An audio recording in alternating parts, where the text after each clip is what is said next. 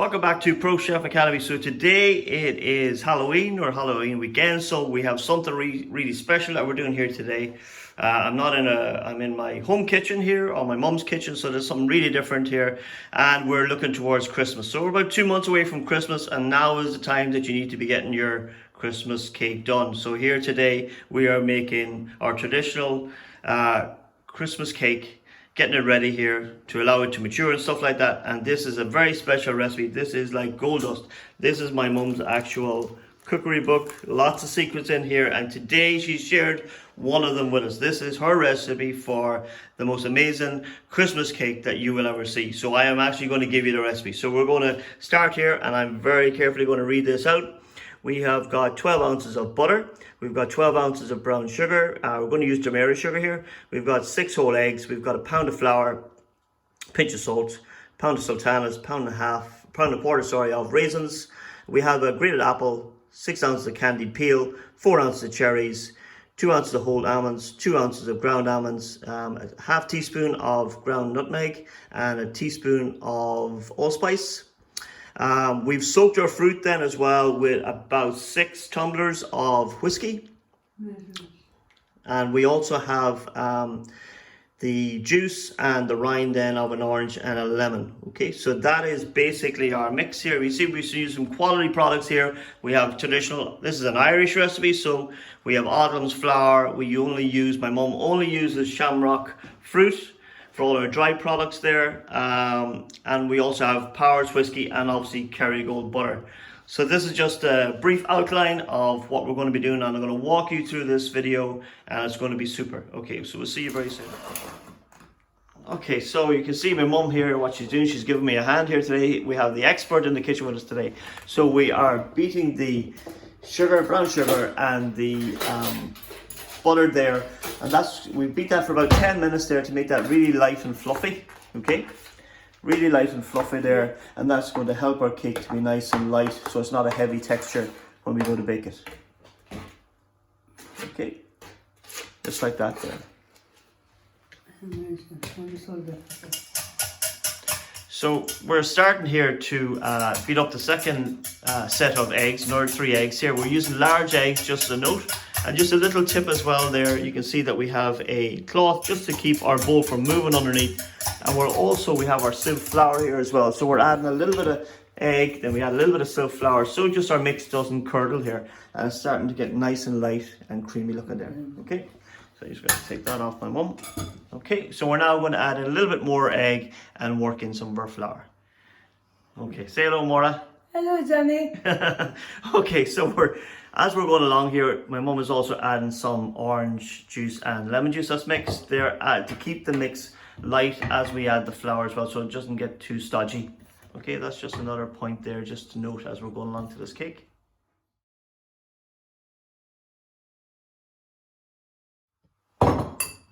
Okay, so we've just added the ground almonds to that there now, and we've also put just an extra egg into that. So there's 7 eggs, large eggs into that, and it's going to make it richer anyway. It's not going to do any harm.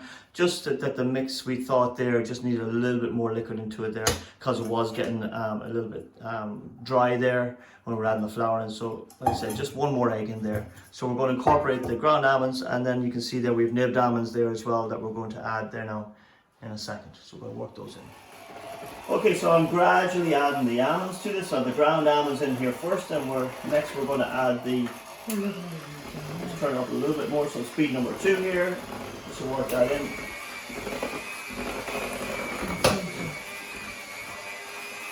And next we're going to add our nibbed almonds. There, like that.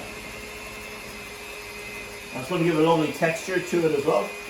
A nutty texture, a bit like the 2 of us, 2 nuts. Okay. And what's next there? Cherries. Cherries, okay. So the cherries here you see as well, what my mum has also done, we've a mixed peel in here as well. So she's rolled them in a little bit of flour, and what that's going to do is going to ensure that they don't sink to the bottom of our cake. Just roll in a little bit of flour, and that just means then that they kind of hold on and get caught up in the mix, distributed evenly through the cake mix, as it bakes. We're just going to work those in as well. You could also do all this by hand, but obviously electric mixer is just a little bit easier and a little bit quicker. Obviously, a mum when she was younger, she would have just done this all by hand with a wooden spoon.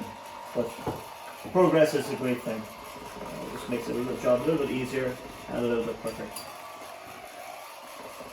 Lovely. Yeah.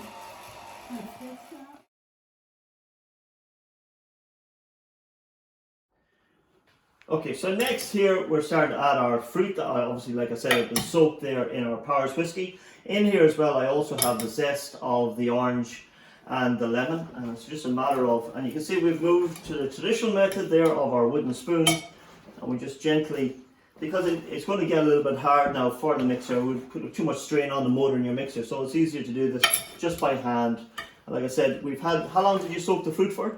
Overnight. Overnight. Or longer if you wish. Longer if you wish. Just to plump up and to give flavour to our fruit. There, like that. And then we're just adding this in and folding it through our mix. And we put about, you say, about 6 caps or 6 quarter measures, 6 measures of half measures of Powers whiskey. You could use any whiskey, but I would always encourage you to use a good quality whiskey. Powers or Jameson. Powers or Jameson. What about Bush? Would you use some Bush? I used Bush last year and I didn't think it was great. Okay. So the Scotch whiskey is the... Alright, you need an Irish whiskey? I prefer the Irish whiskey. Very good. I always use the Power, and I still prefer to use it. That's okay. Good. So our mix is coming together nicely there. Yeah. It's amazing flavour coming from this already, just from the fruit being soaked. Yeah, it smells it, doesn't it? Yeah, it's beautiful, yeah.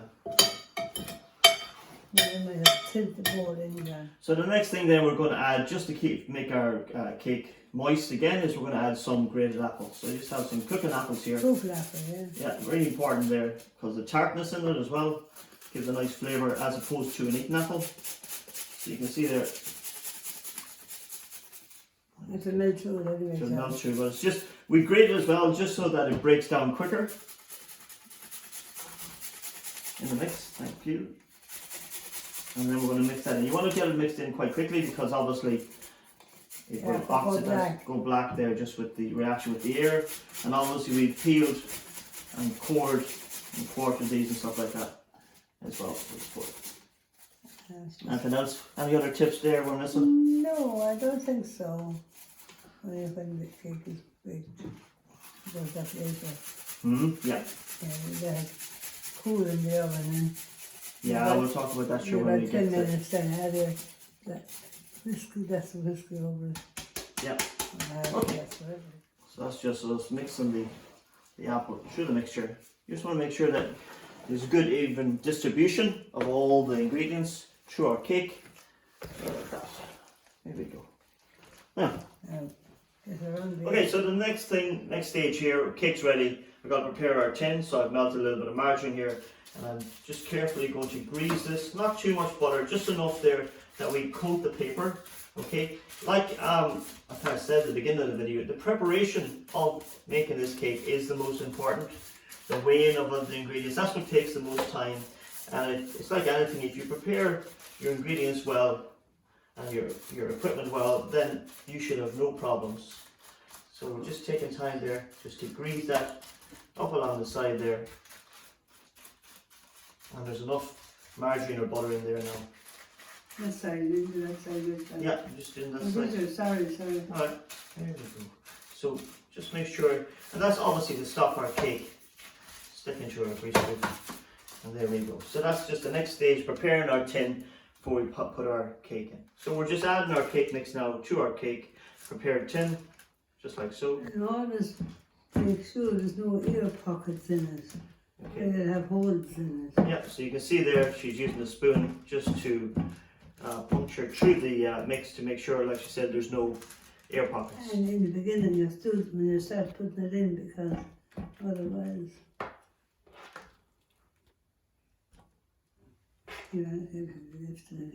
okay, so I'll help you there now. Right, so we just add the rest of it here. As we go along, we keep doing that. Yeah.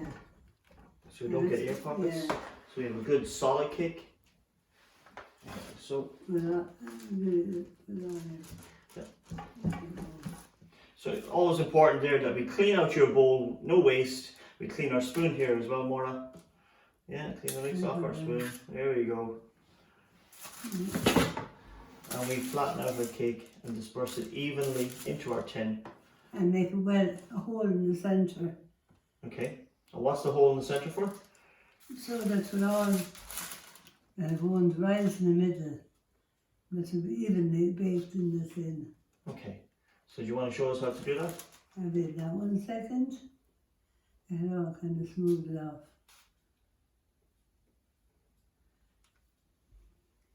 You think it's very easily done, John? Yeah, I think it's brilliant, yeah. This is what to do then. Right down to the bottom of the tin. But that will fall in now, but leave the cake overnight to make it firm. Okay. And then in the morning, before you put it in the oven, make sure you make this well again in it. Okay. Because it will have closed in overnight, like. Yeah. Because that's what makes it so even when it's baked. Perfect. Yeah, is that all right now? So are we going to put this cake in the fridge overnight? No need for that. Okay. No, just leave it standing in a cool place. In a cool place. And put it in the morning. But always make sure you have a hole in the centre, otherwise you have a big bump up. Okay. Or and then it's closed in overnight now, but yeah, we'll just in make the morning, the hole again. just make the hole again. Perfect. And it always bakes very even then. Lovely. Do you think that looks all right now, John?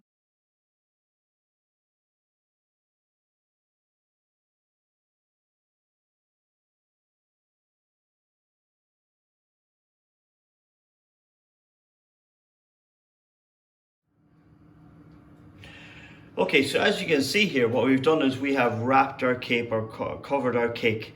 We have put our greaseproof, double greaseproof on first, and then we put the brown paper on. We've tied it with string around, okay, to secure it. We've set our oven at 140, so we're going to give this 2 hours at 140 degrees Celsius, and then we're going to check it. We've also, remember, as I said there in the other video there, we've also made the hole again. We've reconfirmed the hole in the center of the cake there so that we get a flat cake. It will fill in as it cooks and stuff like that. Okay, so we've left it overnight and this is the next morning here.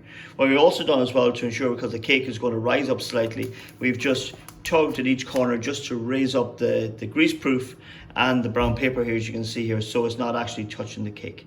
So we're going to put this in for 2 hours and then we're going to check it.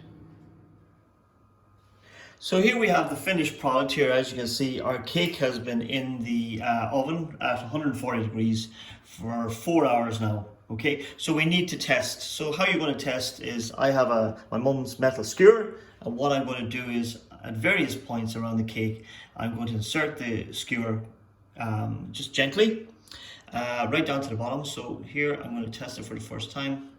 So we're just very carefully, and you can see the way the cake is filled in and it has risen evenly there, like we talked about there. My mum explained the trick that she has. We'll leave it in for a second, then make sure it's right down to the bottom there, and then we just pinch and you slowly remove it. And what we're looking for is that it's dry, there's no doughy, it's not doughy, the skewer should come out dry with nothing attached to it, no dough, none of the cake mixture. And as you can see there, it is completely dry and perfect. Okay, I'll just put my hand there so the camera will zoom in on it and focus. So we'll do that at various points around the cake. What we're going to do now is we're going to put it back into the oven for another, how long? Let it cool for about half an hour or so in the oven, just to cool down with the cover on. You will put the cover on? No, just leave it as it is. Just leave it as it is. And then we also, there's another thing I'm going to talk to just at the end then about feeding the cake as well, but that we'll talk about that there in a couple of minutes. So that's a wrap for Christmas. Everything's done, Maura, isn't it? That's right, John. That's right. Done and dusted. All done and dusted. So, like I said, preparation is key. My mum had everything weighed out. She taught me through the recipe. This is the family recipe. She's been making it for over 50 years. It was passed on from generation to generation, and now we're passing on to you. So if you like what we did here, please like, subscribe and share to the channel, and we'll see you very soon again. Won't we, Maura? Yes, John. Yes, take care for now. Bye-bye.